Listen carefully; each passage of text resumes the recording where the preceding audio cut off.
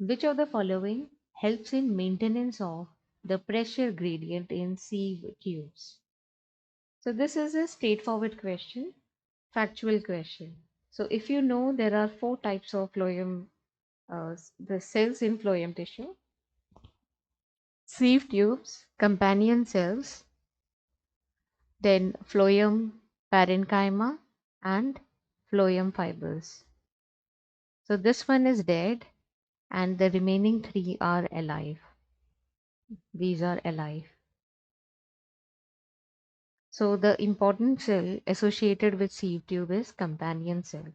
The answer is option number 4. Now let us understand what is the mechanism, how it helps in maintaining the pressure gradient. To understand this, you need to read the chapter which is removed from the syllabus. It is transport in plants. And the hypothesis is called mass flow. It is also known as pressure flow hypothesis. Now see, in case of plants, the vascular tissue is called, also known as, vascular bundle. There's a reason why they are bundled together, because without xylem the phloem cannot work. So I will just draw a simple schematic diagram here. This is the sieve tube. It is tubular, okay, and it is associated with companion cell. Now in close proximity is the xylem, tracheid and vessels. The role of xylem is to transport water and minerals. So why they are closely associated? Because imagine this is leaf, this is leaf, and leaf via photosynthesis has produced glucose, or I will call it sugar, because the glucose is converted into sucrose. Glucose and fructose linked together is sucrose. So then sucrose is transported everywhere in the plant body. That is the reason by translocation. Translocation is transport of sugar. So translocation is called bidirectional. It can go either way. But xylem transport is called unidirectional. It always goes from root to the tip of the plant.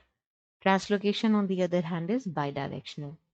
So then sugar is produced in the leaf, then it enters here, and companion cell is going to use ATP to transport it over here, sugar, active transport. So once the concentration of sugar increases in the sieve tubes, what will happen? This vacuole, this internal area of the sieve tube becomes hypertonic. So hypertonic region is going to attract water from xylem. Okay, so this area swells up, and this is called the pressure gradient. The increase in the pressure will happen because of inflow of water, the osmosis of water. Water will move towards high solute concentration. Now, depending on whether if it is needed in the downward area, maybe in the roots area, if you want to send it. So since there is low concentration of sugar over here, what will happen?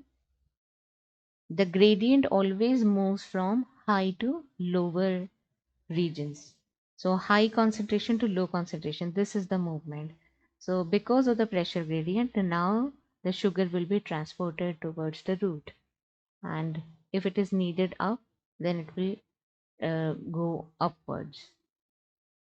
So this is called the source, because from here it is going to move to other area, and wherever it goes, that area is called sink, source and sink relationship.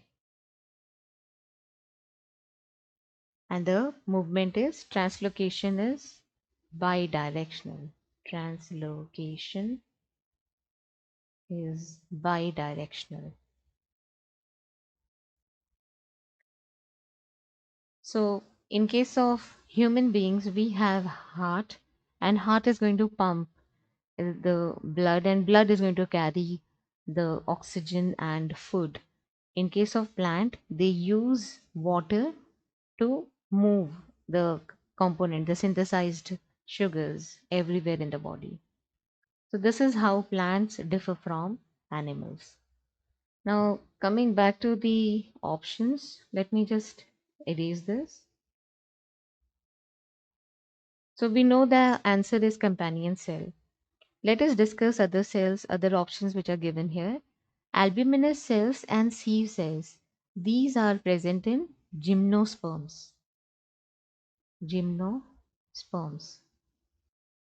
So you will not see sieve tubes and companion cells. These are seen in angiosperms. So this is how you can rule out these two options, because they are not associated, they are not present in angiosperms. So the moment you hear sieve tubes, you have to relate it with companion cells. And when you hear albuminous sieve cells, then relate it to albuminous cells. Okay. So, and phloem parenchyma is mainly related to storage of substances like resins, tannins. So these are stored in phloem parenchyma. So that's all about this question. Thank you so much for watching my video.